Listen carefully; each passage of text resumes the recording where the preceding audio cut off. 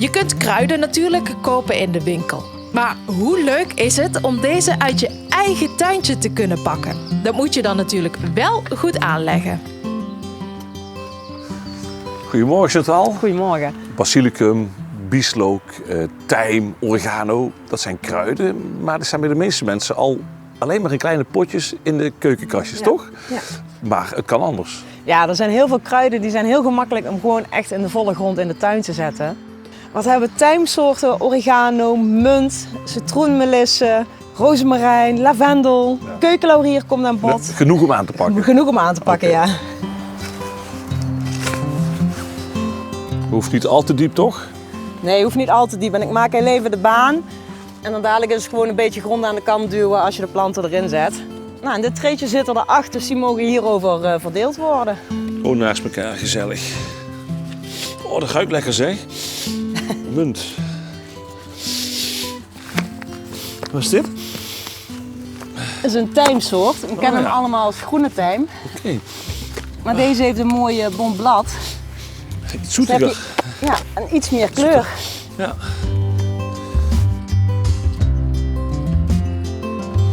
Hoppakee.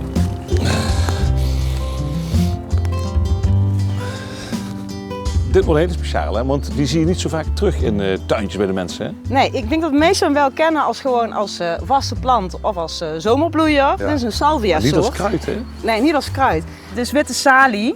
Ja. Als je hem knijpt en ik pak er maar eentje af, zit er toch genoeg aan. En je ruikt er een hele specifieke geur aan. Mhm.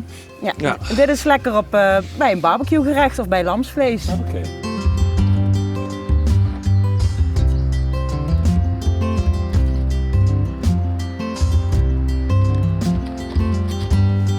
Zo, we hebben hem bijna af.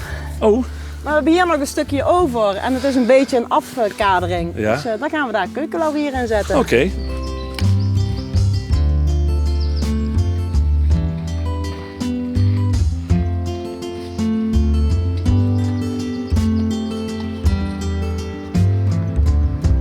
Dit is een daslook. Die komt ook in het wild voor. Die mag je in het wild niet plukken.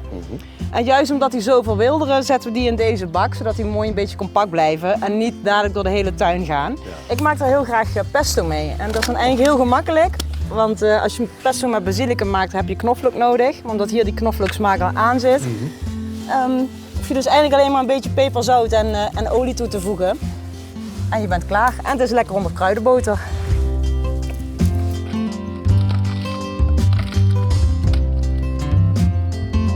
Je ziet al, hier komt iets meer zonlicht overheen. Hier zit eigenlijk de middagzon op. Hier heb ik wat soorten staan waar ook echt bloemetjes in komen. Ja. Je ziet hier een bonenkruid met een leuk lila kleurig bloemetje. Bieslook, als je die niet te snel opeet, dan komen er ook kleine paarse bloemetjes in. En het currykruid. En daar komen gele bloemetjes in. Dus dit wordt een iets fleurigere bak. Zo, ons kruidentuintje is klaar, hè? Alleen nog even ons kruidentuintje aanharken. Ja, hoort er ook bij.